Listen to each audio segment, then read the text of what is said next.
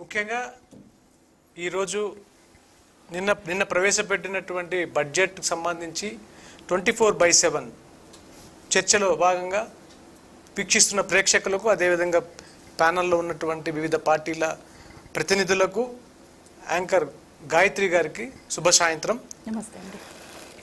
Congress party నిన్నటి రోజున Telangana assembly సాక్షిగా ప్రజలను మభ్యపెట్టే బడ్జెట్ ప్రవేశపెట్టిందని చెప్పి భారతీయ జనతా పార్టీ మొట్టమొదటిగా ఈ యొక్క బడ్జెట్పై ప్రజలను మభ్యపెట్టే బడ్జెట్ తప్ప ప్రజలకు ఉపయోగపడే బడ్జెట్ అయితే కాదు అని చెప్పని సందర్భంగా ముఖ్యంగా తెలియజేస్తున్నాను. అదేదో సామెత అన్నట్టు ఓడ దాటిన తర్వాత ఏరు దాటిన పాట బోడెన్న ఏదనే ఉంది, ఒక సామెత ఉంది అన్న. ఏం సార్? ఏరు దాటేంత వరకు మల్లన్న, ఏరు దాటిన తర్వాత బోడెన్న అన్నాడంట. అట్లా తెలంగాణ ప్రజల ఎలక్షన్లో, తెలంగాణ రాష్ట్ర ఎలక్షన్స్లో 6 గ్యారంటీలు అనేటువంటి ఒక అంశం అనేది కీలకమైనటువంటి అంశం. 6 గ్యారంటీలు, 60 హామీలు, 420 పథకాలతో ప్రతి మండలంలో కానివ్వండి, నియోజకవర్గంలో కానివ్వండి, జిల్లాలో కానివ్వండి, అక్కడ స్థానికంగా ఉన్నటువంటి ప్రసిద్ధిగాంచినటువంటి పుణ్యక్షేత్రాల సాక్షిగా ఒట్టేసి చెబుతున్నా అని చెప్పి 6 గ్యారెంటీలు 100 రోజుల్లో నేను నెరవేరుస్తానని చెప్పినటువంటి తెలంగాణ ప్రస్తుత ముఖ్యమంత్రి, అప్పటి పిసిసి ప్రెసిడెంట్ రేవంత్ రెడ్డి గారు 6 గ్యారెంటీలతో గెలిచి ఈరోజు ప్రజలకు 6 గ్యారెంటీలు కాదు కదా, కనీసం గాడిద గుడ్డు ఇచ్చారు ఈ బడ్జెట్లో అని చెప్పని సందర్భంగా తెలియజేస్తున్నాను. ఒక్కసారి ఆలోచిస్తే, ఒక్కసారి దీంట్లో కీలకమైనటువంటి ఒక్క విషయాన్ని నేను ఈ మీడియా ఛానల్ ద్వారా నేను తెలియపరుస్తున్నాను. వివిధ శాఖల్లో రకరకాలుగా కేటాయింపులు జరిగాయి. ముఖ్యంగా 17% ఉన్నటువంటి ఎస్సీలకు 40,000 కోట్ల రూపాయలు బడ్జెట్లో కేటాయించారు. 10% ఉన్న ఎస్టీలకు 17,000 కోట్ల కేటాయించారు. కానీ నేను ఎస్సీలకు ఎస్టీలకు వ్యతిరేకం కాదు. 56% ఉన్న బీసీలకు 11,405 కోట్ల రూపాయలే కేటాయించారు. ఇది ఎక్కడి న్యాయం అని చెప్పి నేను ఒక బీసీ బిడ్డగా, భారతీయ జనతా పార్టీలో ఉన్నటువంటి బీసీల పాలిట నేను ఈ వేదిక ద్వారా అడుగుతున్న ముఖ్యమంత్రి గారిని. అదేవిధంగా మైనారిటీ శాఖ సంబంధించి ఒక విషయాన్ని చూస్తే, దేవాదాయ శాఖకు తక్కువ బడ్జెట్, మైనారిటీ సంబంధించిన వాళ్లకు ఎక్కువ బడ్జెట్. సరే, నేనేమంటున్నానంటే 6 గ్యారంటీల ఊసి లేదు, 60 పథకాల హామీలు లేవు, 420 స్కీములు అని చెప్పినటువంటి విషయంలో ఎటువంటి కనీసం ఊసే లేదు. ప్రజలు దీని గురించి చర్చ జరుగుతుంది.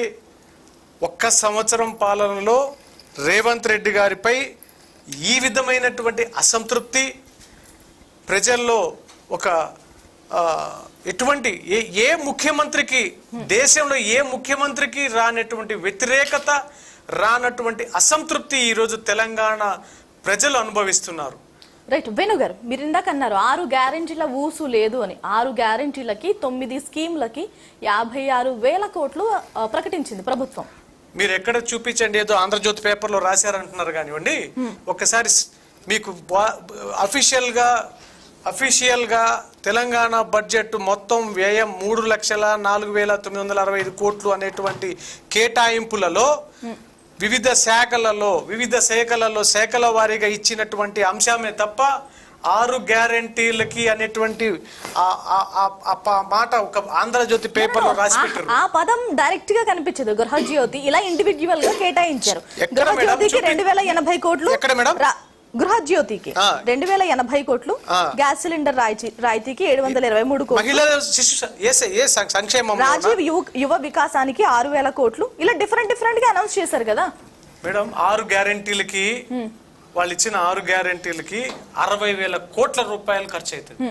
వాళ్ళు ఇచ్చిన 6 గ్యారెంటీలకి సంవత్సరానికి 60,000 కోట్ల రూపాయలు అటువంటి హామీలు ఇచ్చారు తెలంగాణ ప్రజలకు. మీరు 3 లక్షల కోట్ల రూపాయల 56,000 కోట్లు. అదే మేడం, 60,000 కోట్లు అవుతుంది అంటున్నా. 4,000 కోట్లే కదండి తేడా.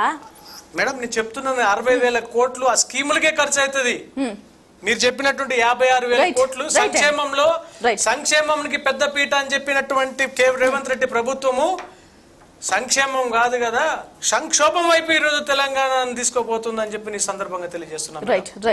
రైట్. మన డిబేట్ లో విజయ ఆర్య గారు కూడా జాయిన్ అవుతున్నారు, బీఆర్ఎస్ రాష్ట్ర అధికార ప్రతినిధి. నమస్తే అండి విజయ్ గారు. విజయ్ గారు, అంటే బడ్జెట్ ఎలా ఉందనుకుంటున్నారు? బడ్జెట్ ని ఏ విధంగా వర్ణించాలో మాకు అర్థం కావట్లేదు. అంటే అంత సంక్లిష్టంగా ఉందా? అంతే కదా, ఇప్పుడు సోదరులు చెప్పినట్టు దేనిది దానికి విడమర్చి చెప్పాలి. బడ్జెట్ అంటే సరే, అది ఏంటంటే అంచనా బడ్జెట్.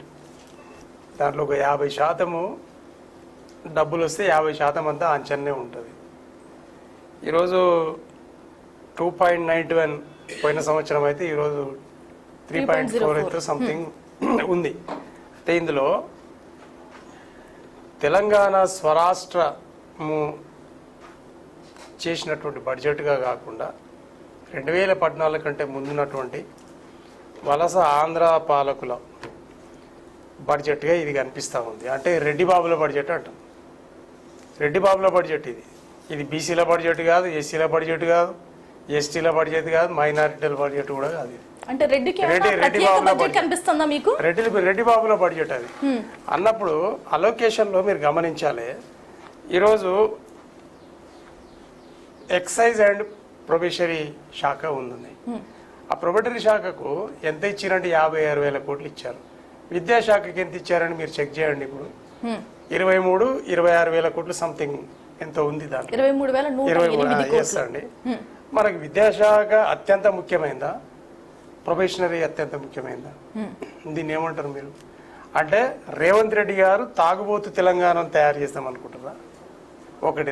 రెండవదండి, ఫ్యూచర్ సిటీ ఏదో సంథింగ్ ఆయన కలల ప్రాజెక్టుగా మరి ప్రచారంలో పెట్టారు. ఆ ఫ్యూచర్ సిటీ ఎవరి ఫ్యూచర్ సిటీ?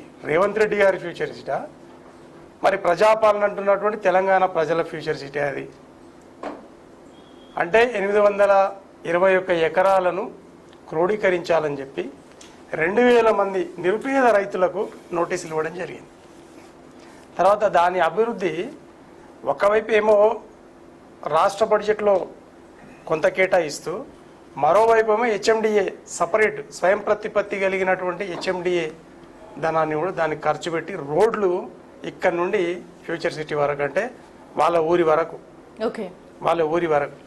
ఆ రోడ్డు ఇరు పక్షాన ఏముంది అని అంటే రైతులు దాదాపు 2,000 మందికి మొన్న నోటీసులు ఇవ్వడం జరిగింది.